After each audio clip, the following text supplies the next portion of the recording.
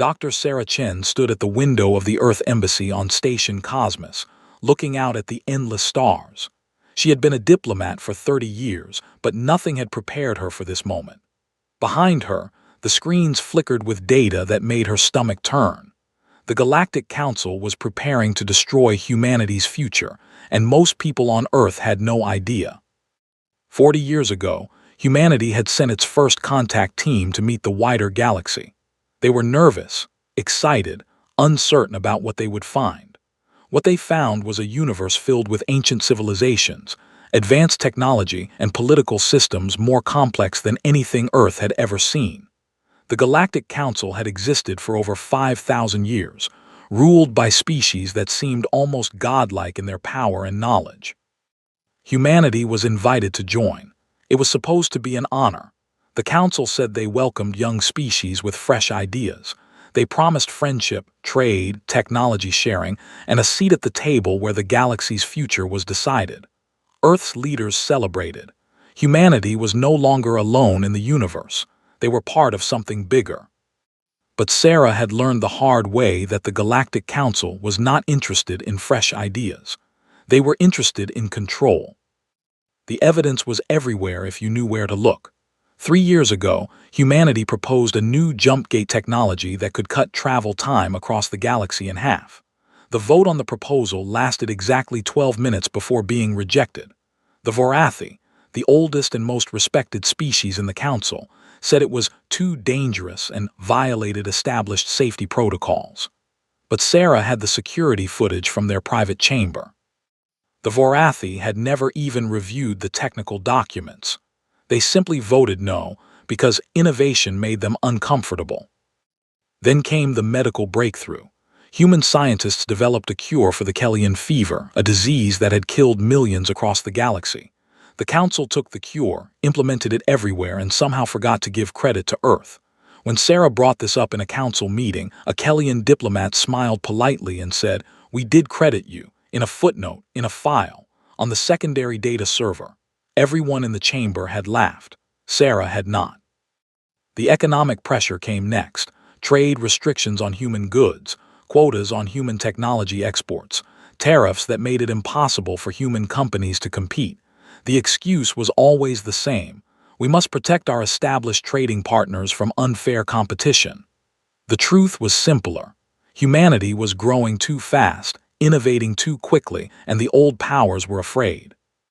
Sarah pulled up the latest evidence on her personal screen, the one that was encrypted with military-grade human technology. This was the smoking gun. The document had been leaked by a sympathetic Kellyan scientist named Zorthas, someone who had been kind to Sarah over the years and believed that the Galactic Council had lost its way. The resolution was called 7734. The official title was the Cosmic Quarantine Accord for Developing Species. In plain language, it meant exile. If the vote passed, humanity would be confined to the solar system. No trade with other worlds. No travel beyond designated space. No new technology sharing. No voice in council decisions. Humanity would be locked away like a dangerous child that the adults could not control. The worst part was that the resolution was deliberately vague about what would happen if humanity tried to break the quarantine. The language was polite, but the meaning was clear. Violation would result in necessary corrective action. That was council speak for military intervention. Sarah had 3 weeks to stop this vote. 3 weeks to convince the Galactic Council that humanity was not a threat. 3 weeks to save her species from isolation and stagnation. She turned away from the window and opened a secure communication channel to Earth. Her hands shook as she typed, not from fear but from anger. Humanity had come to the stars in peace. They had played by the rules. They had respected the ancient customs of the Council. They had shown humility and deference to species that were millions of years old.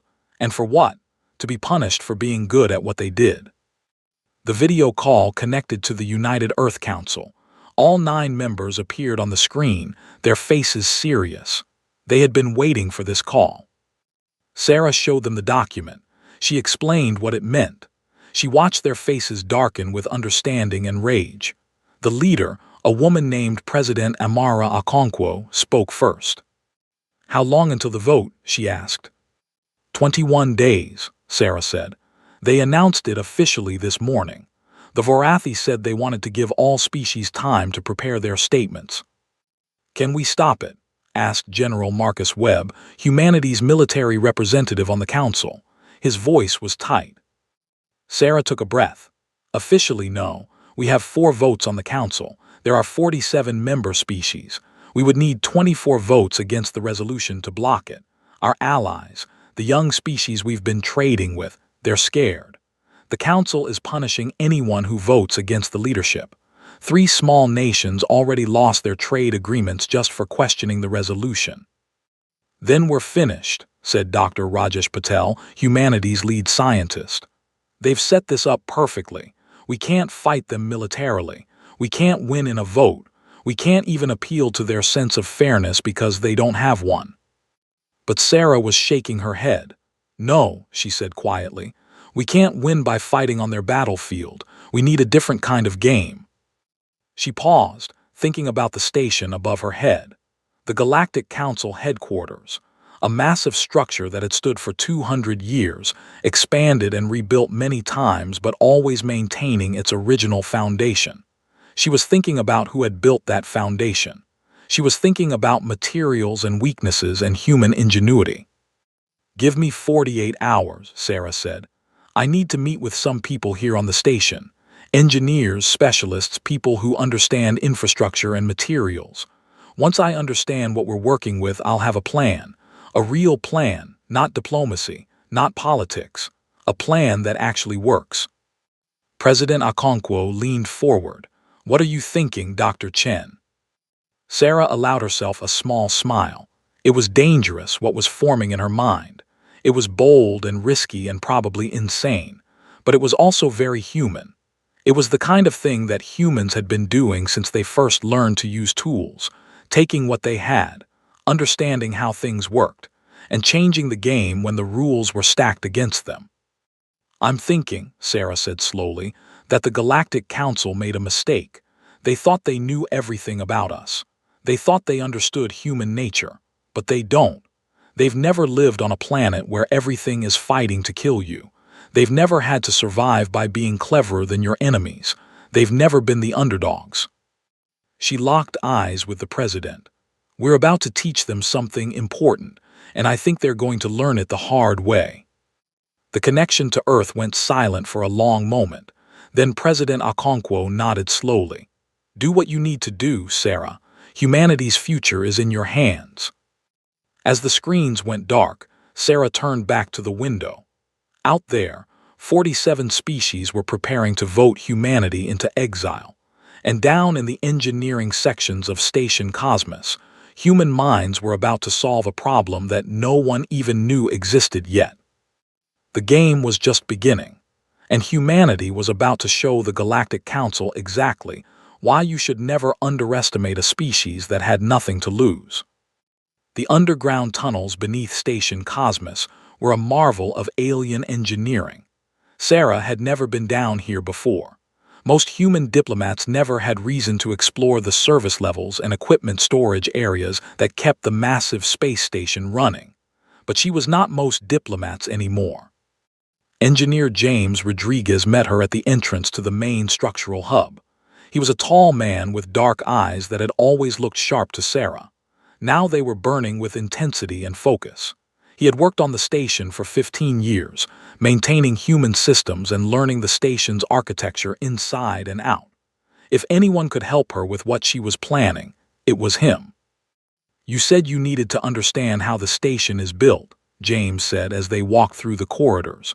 Their footsteps echoed off metal walls. "Specifically, you wanted to know about the central chamber's foundation. That's the big council hall, right, where the vote happens." "Yes." Sarah said, "I need to know everything. What holds it up? What materials were used? Who built it? Everything." James led her to a vast chamber filled with displays and holographic models of the station's structure. He pulled up a detailed schematic of the council chamber and its supporting systems. The image showed a massive circular room, supported by 4 enormous columns that extended deep into the station's core. The station was built by the Vorathi 200 years ago, James explained. But they didn't do it alone. They used materials and engineering provided by the Zyxthara, very advanced stuff, metamaterials mostly, things that bend light and gravity and electromagnetic waves in ways that normal materials can't. He zoomed in on the columns. They were not simple pillars. They were complex structures with intricate geometric patterns running through them, beautiful and completely alien to human understanding. The columns are made of Zyxthara composite, James continued. It's stronger than anything we've ever created. It can support weight that would crush any conventional material, but here's the interesting part. He pulled up another file, filled with technical data and molecular diagrams. About 5 years ago, I was helping repair a damaged section of the station. I found some research papers in the Zyxthara archives, data about the properties of their composite materials. He pointed to specific sections of the data. The Zyxthara materials have a weakness, not a structural weakness. The material itself is still stronger than anything we have. But at the molecular level, the bonds that hold the material together are sensitive to specific electromagnetic frequencies. If you expose the material to those frequencies over a long period, the bonds start to break down. It's slow. It's almost invisible, but eventually the material degrades. Sarah felt her heart rate increase. This was it. This was what they needed. Can we generate those frequencies? She asked. Yes, James said. Not easily, but yes. We would need specialized equipment, and it would have to be placed exactly right, in exactly the right locations, to weaken the structure without making it obvious what was happening. How long would it take, Sarah asked, for the material to degrade enough that it becomes dangerous? James was quiet for a moment. If we placed equipment in all 4 columns and kept the frequency generators running continuously, maybe 6 weeks, maybe 8 weeks.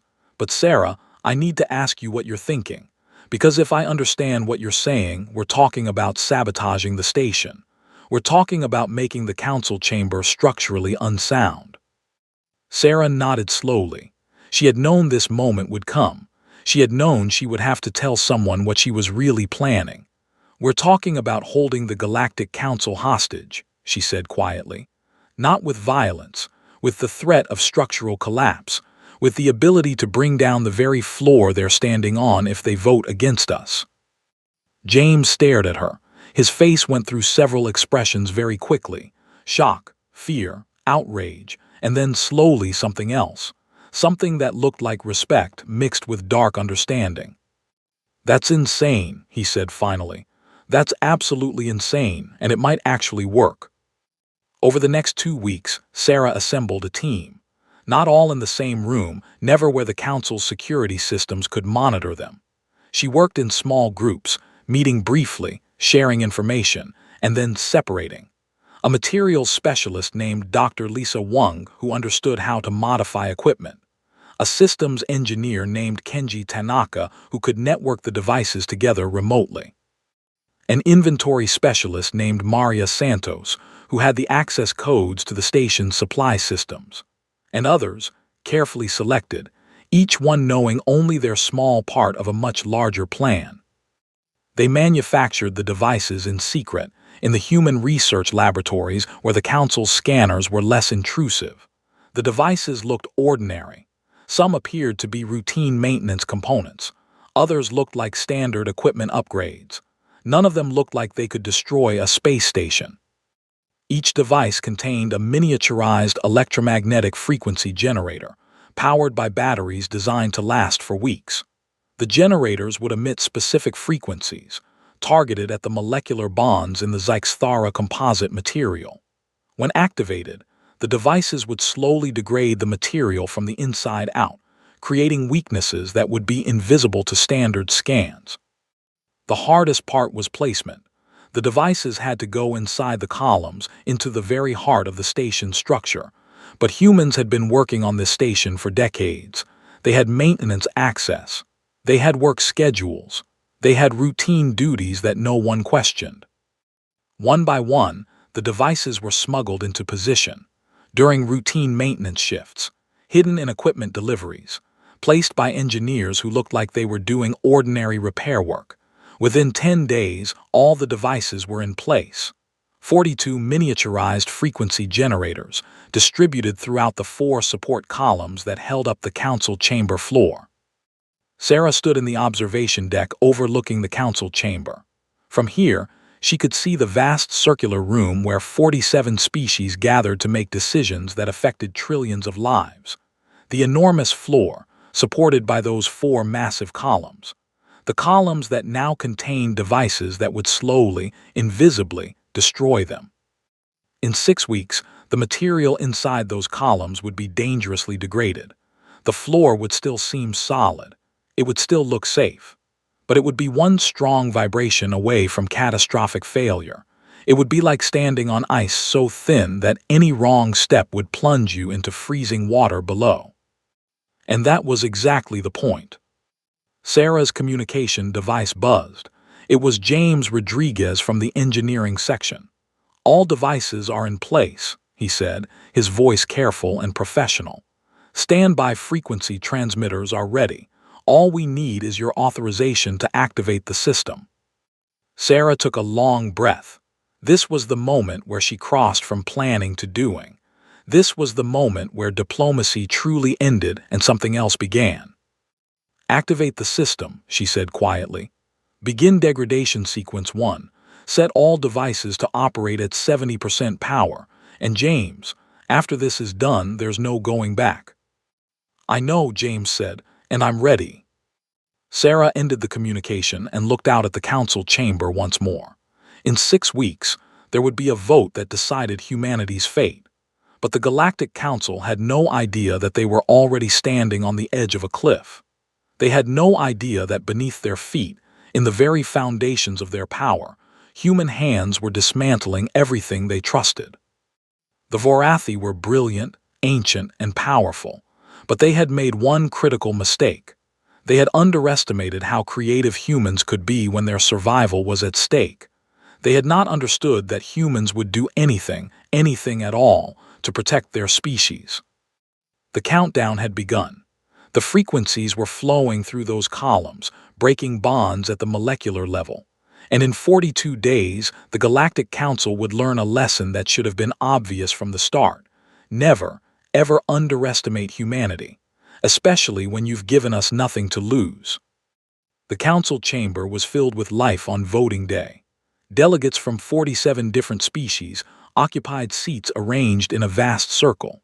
The Vorathi representatives sat in positions of honor at the top of the chamber, their crystalline bodies catching light and throwing it across the walls in patterns of color. The Zyxthara occupied the lower sections, their smooth features and dark eyes reflecting confidence and control. And scattered throughout were dozens of other species, some humanoid, some not, each one representing trillions of lives back home. Sarah stood in the human delegation section, which occupied only a small space despite humanity representing billions of people. She watched the Vorathi delegate stand to present resolution 7734. The words were formal and cold, each one delivered with the weight of authority that came from ruling half the galaxy for 5,000 years. "We present before the Council a proposal for the protection of established cosmic order," the Vorathi said.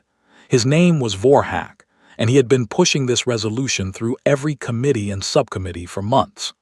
The species designated as humanity, having recently achieved space travel and technological advancement, demonstrates concerning behavioral patterns. Their innovations appear designed to destabilize established economic systems. Their military capacity is growing at an unsustainable rate. Their approach to problem solving is reckless and often disruptive to long-standing protocols. Sarah felt anger rising in her chest, but she kept her face calm. This was what she had expected. This was the same argument they had used before, the same dismissal of humanity's achievements as dangers rather than contributions. The Cosmic Quarantine Accord will place humanity in a contained zone until such time as they can demonstrate maturity as a galactic species, Vorhak continued. This action is not punitive. It is protective. We protect the galaxy from their recklessness, and we protect them from responsibilities they are not yet equipped to handle. The vote began. Species after species cast their votes in favor of the resolution. The Vorathi voted yes, setting the tone for those who followed them. The Zyxthara voted yes, their economic bloc following like a school of fish. The Kellians voted yes, surprising no one but disappointing Sarah deeply. Species that had received human medical aid, that had benefited from human technology, voted yes without hesitation. Sarah kept a careful count. 43 votes in favor. Only the humans themselves, the Korvathi, the young species called the Tenders, and the scattered voices of 3 minor planets voted no.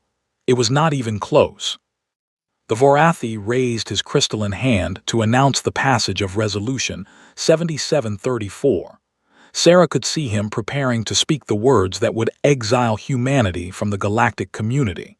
This was the moment. This was the last second before the council voted her entire species into isolation. She stood up. The chamber fell silent. Protocol demanded that only designated speakers address the council during voting sessions. For Sarah to stand without permission was a direct violation. The Voratha's crystalline features turned toward her, and she could see what might have been annoyance in the light refracting through his body. "Human delegate," the Vorathi said coldly, "you are out of order." "I request a final statement," Sarah said. Her voice was steady and calm, even though her heart was racing.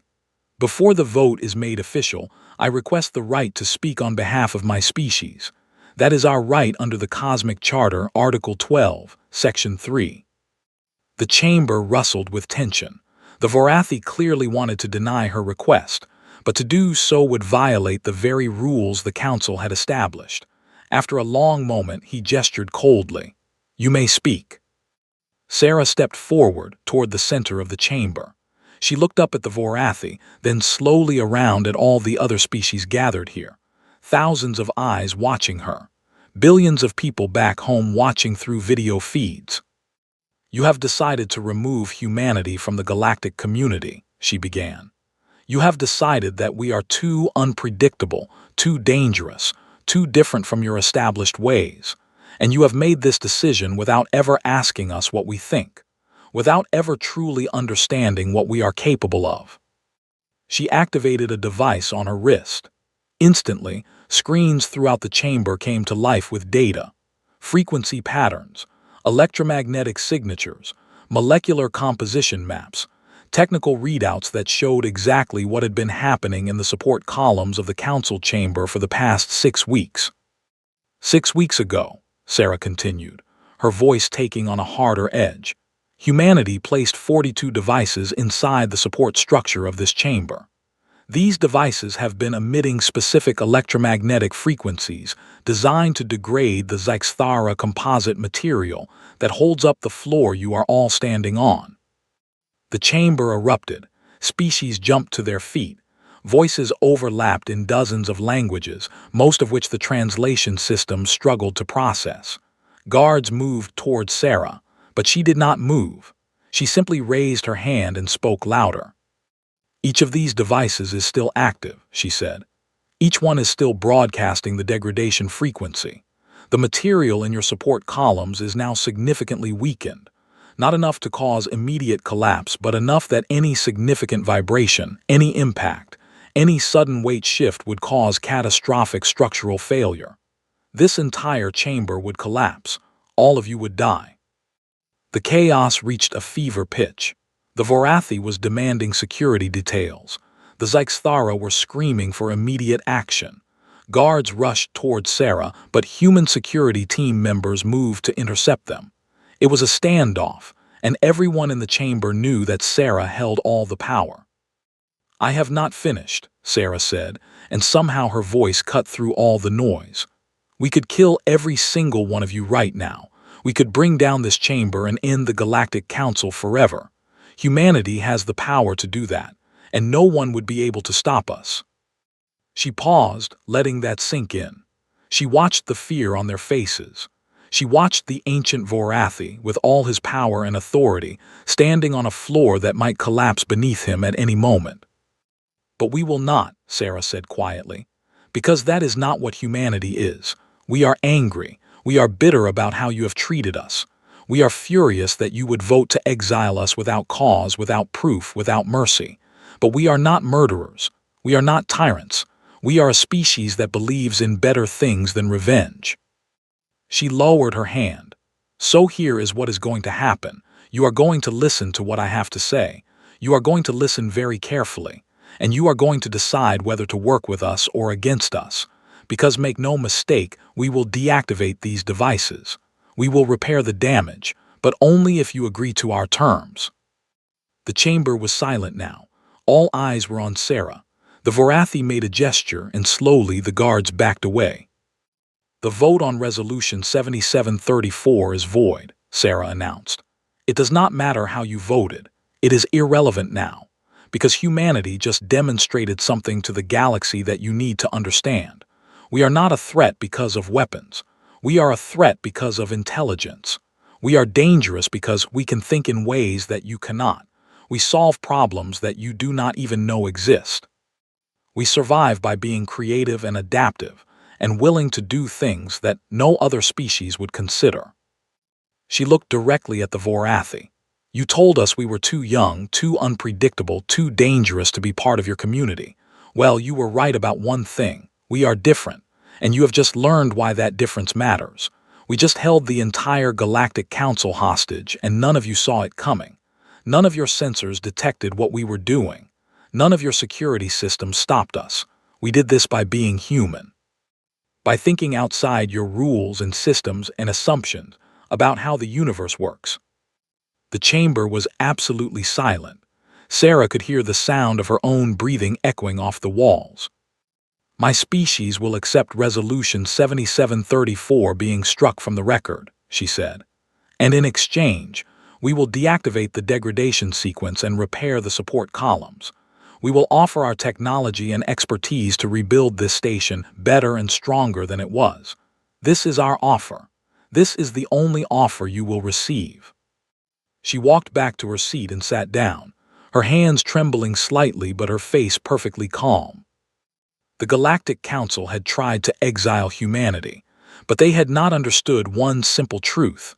Humanity did not follow other people's rules when survival was on the line.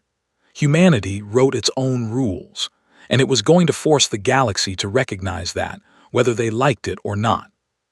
The emergency session began 72 hours after Sarah's revelation.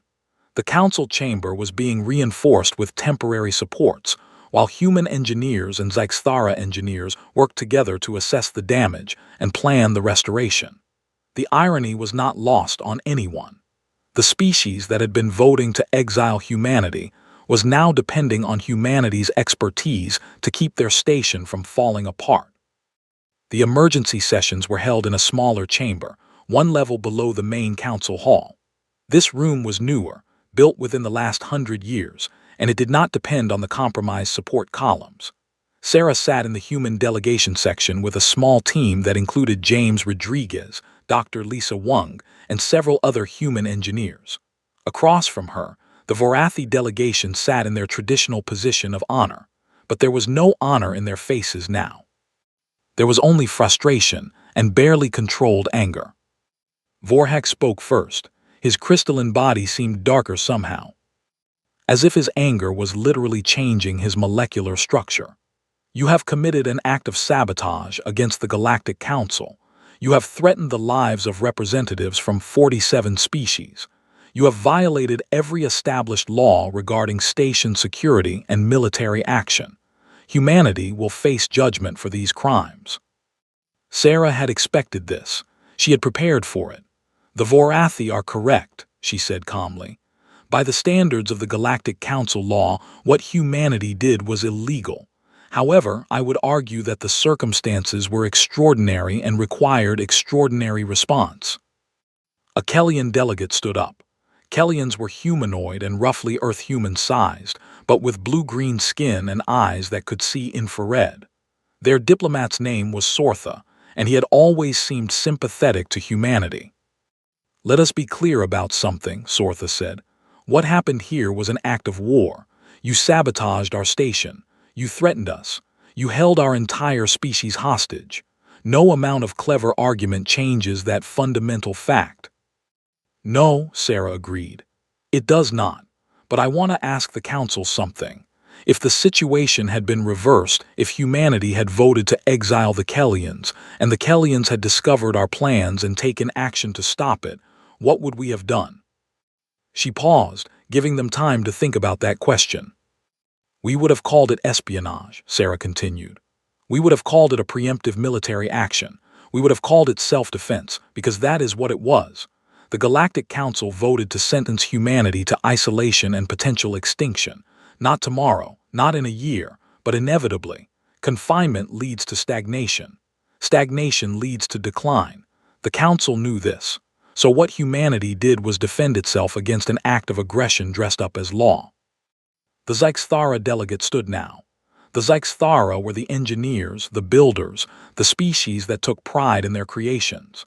This delegate's name was HFY, and his composure was dangerously thin. "You have damaged work that took my species 2 centuries to create," HFY said, his voice low and controlled. "You have weakened materials that were designed to last 10,000 years. This is not defense. This is destruction." "Yes," Sarah said, "it is, and we will repair it better than it was before." A stunned silence fell over the chamber. HFY stared at her. "What?" "Humanity will repair the damaged support columns," Sarah said. "We will also upgrade the station's security systems, reinforce the structure with additional supports, and implement technology that will make the station safer and more stable than it has ever been. In exchange, the Galactic Council will agree to certain terms. These terms are not negotiable." She activated a screen that displayed a document. The words were carefully chosen. They were specific and detailed, and they covered everything that humanity needed to survive as a galactic power. "First," Sarah read, "Resolution 7734 is permanently struck from the record. It will not be reintroduced in any form. Second, humanity receives equal voting rights on all council committees and subcommittees. Third, humanity receives permanent representation on the Council's Technology Committee and the Security Committee. Fourth, the economic sanctions currently placed against humanity are immediately lifted. Fifth, joint research initiatives will be established where human problem-solving methods are integrated into Council research divisions. Sixth, humanity's technological discoveries will receive proper credit and compensation." She looked up from the screen. "These terms ensure that humanity is never again treated as a minor species to be managed by more powerful civilizations. These terms ensure that we have a voice in our own fate, and these terms are the price of our cooperation." Vorhak stood up, his crystalline body flickering with angry reds and oranges. "You are in no position to make demands. We could execute you here. We could destroy your ships. We could take your planet and redistribute its resources to more deserving species." "You could," Sarah agreed, "but you will not." "And why not?" Vorhak's voice was sharp as broken glass. "Because you are afraid," Sarah said simply. "You have just discovered that you do not actually control this station. You do not actually control your own safety. A species that you thought was primitive and young and stupid was able to penetrate your most secure facilities. We were able to sabotage the very foundation of your power while your best security systems missed everything. And you have no idea what else we might do if you make the wrong choice now." She stood and walked to the center of the chamber, not waiting for permission. Her heart was pounding, but her voice remained steady. "Think about what you have learned in the last 72 hours, Sarah said. "Think about how your engineers could not detect our devices. Think about how your sensors did not register the degradation happening right beneath your feet. Think about how 42 pieces of human equipment went unnoticed in a station where every moving part is supposedly monitored. And then imagine what else humanity might be capable of if we had 3 months to plan instead of 3 weeks, or 3 years." She turned slowly to face each delegation in turn. Humanity does not want to be your enemies. We want to be your partners. We want to contribute to the Council and to the galaxy. We want to share our technology and our ideas and our way of thinking about problems. But we will not be your servants. We will not be your isolated laboratory species that you can study and control. If you choose that path, if you choose to treat us as subordinates, then you need to understand what you will be fighting against. Sarah walked back to her seat and sat down. The weight of the moment pressed down on her shoulders. You have 24 hours to accept humanity's terms, she said. If you refuse, humanity will reveal everything we have done, everything we know about your station's vulnerabilities, and everything we are capable of. We will broadcast it to every species in the galaxy. We will show them how a young species with intelligence and courage was able to threaten the ancient powers. And I guarantee that within a year, you will have a dozen other young species trying the same tactics. You will have chaos. You will have the end of the power structure that has kept you in control for 5,000 years. She leaned back in her chair. So you have two choices. You can accept our terms and benefit from human partnership, or you can refuse and watch everything you have built crumble. The decision is yours. The emergency session ended shortly after. The delegations left to discuss among themselves what had just happened. Sarah sat alone in the chamber with James Rodriguez, watching the screens that showed the damaged support columns beneath the floor. "Do you think they will accept?" James asked quietly. Sarah took a long breath. "Yes, they have no other choice. We have given them a path forward that does not involve war or destruction. They are proud, but they are not stupid. They will accept because accepting is the only way they can save face." "And what if we had failed?" James asked. "What if the devices had been discovered before today?" "Then humanity would have tried something else," Sarah said. "Because we cannot accept exile. We cannot accept being caged.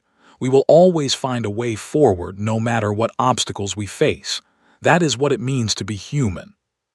Outside the station, the stars continued their eternal dance, indifferent to the struggles of the civilizations that inhabited the galaxy. But within the station, everything was changing. The age of the Galactic Council's absolute authority was ending, and the age of humanity's emergence as a true power was just beginning. 6 months had passed since Sarah's bold action in the council chamber. The repaired station now stood as a monument to human-alien cooperation and innovation. The support columns that had once been weakened by Sarah's devices were now stronger than they had ever been, reinforced with a hybrid material that combined Zyxthara engineering with human design principles. The new support system was so advanced that it would not need major repairs for at least 5,000 years. The irony was not lost on THRX.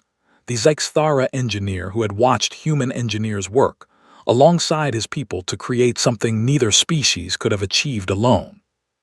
The council chamber itself had been expanded and redesigned. The seating arrangement now reflected a new reality. Humanity no longer occupied a small section off to the side. The human delegation had a place of honor directly between the Vorathi and the Zyxthara, representing the middle ground between ancient power and emerging innovation. More than that, the very concept of a single position of honor had been eliminated.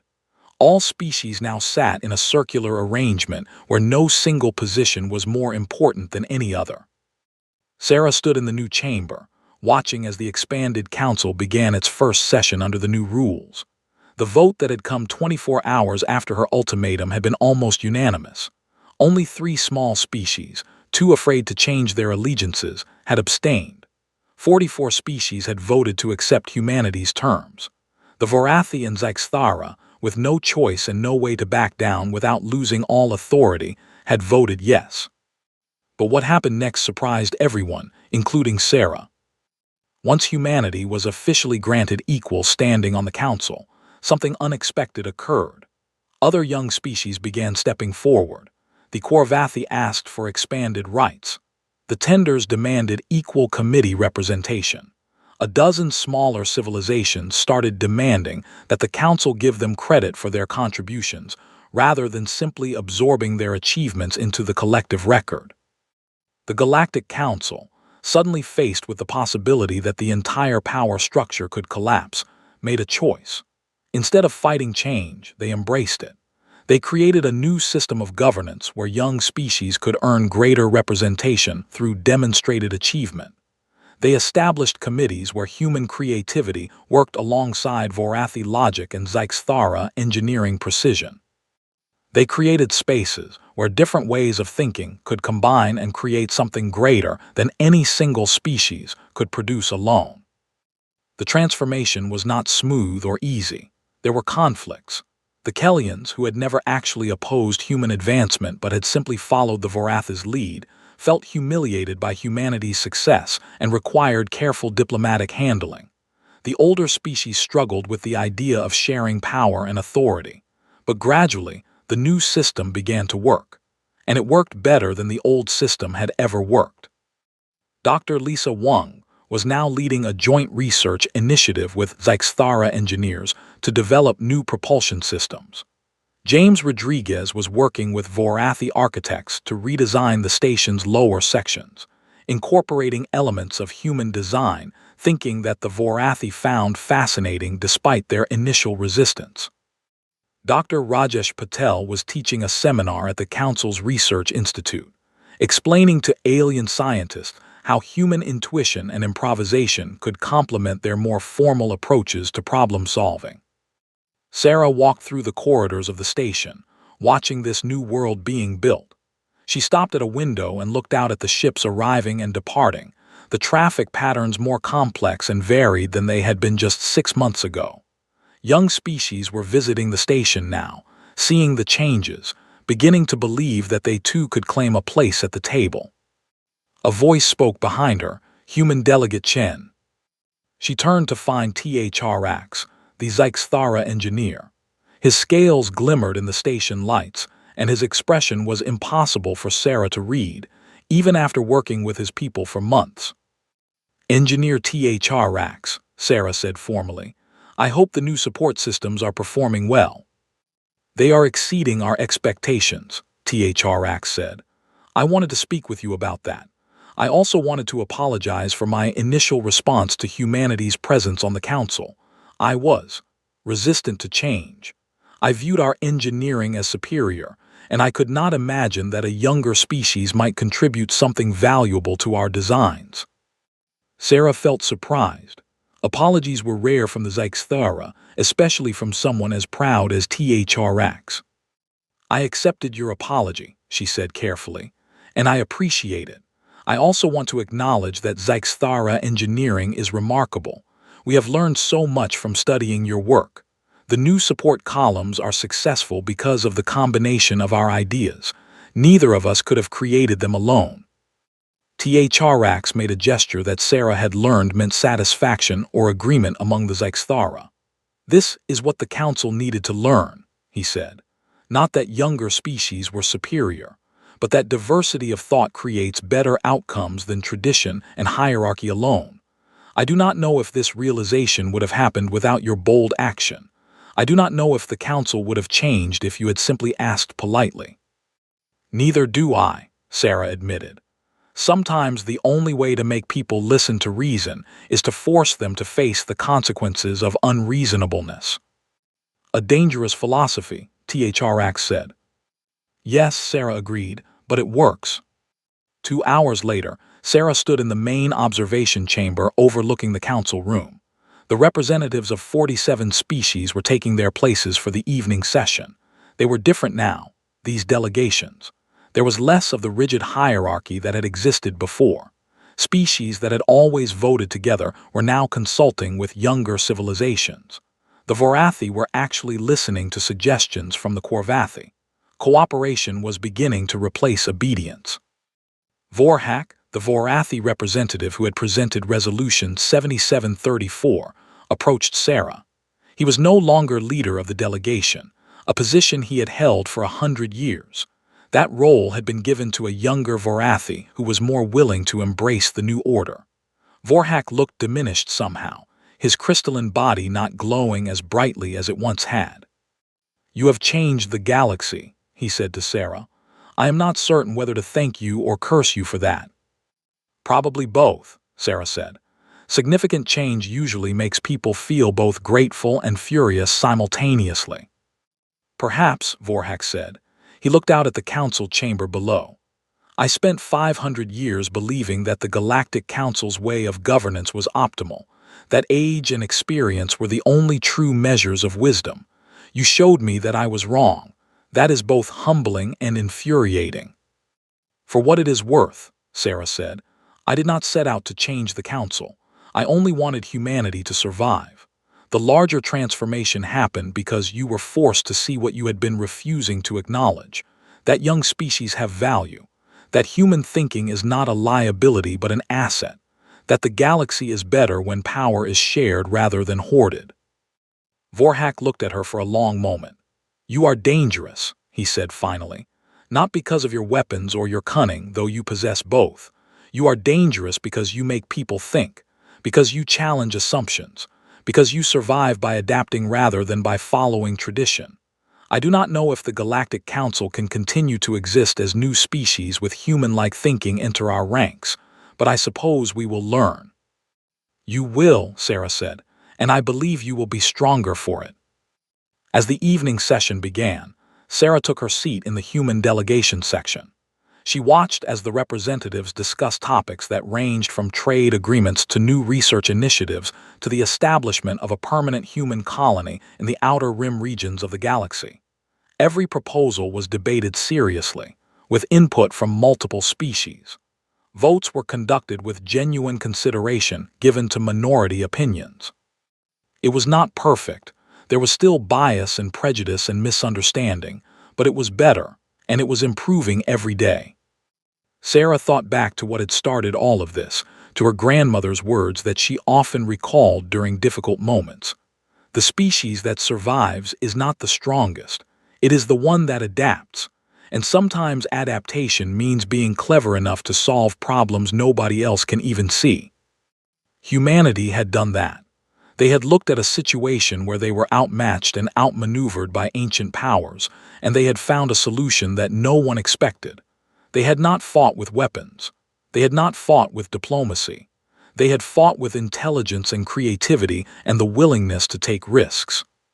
And in doing so, they had changed not just humanity's place in the galaxy, but the galaxy itself. Outside the station, the stars continued their eternal journey through space. Inside the station, representatives of the galaxy's most advanced civilizations worked together, learning from each other, creating new technologies and new systems of governance that would shape the future for millennia to come. The age of the Galactic Council's absolute rule had ended. The age of true cooperation had begun, and it had all happened because one human diplomat had understood that sometimes the only way to win is to change the rules of the game completely. Humanity had come to the stars not with the intent to conquer, but with the desire to be part of something greater. And in the end, that desire had made them greater than they could ever have imagined. They had not replaced the Galactic Council. They had transformed it. And in transforming the Council, they had transformed the galaxy itself, making it a better place for all the species who called it home. This was the triumph that no victory could measure, the achievement that no weapon could provide. This was the power of human adaptation, human ingenuity, and human hope. This was why the Galactic Council had decided to remove humanity. And this was why, in the end, it was the best decision they never got to make.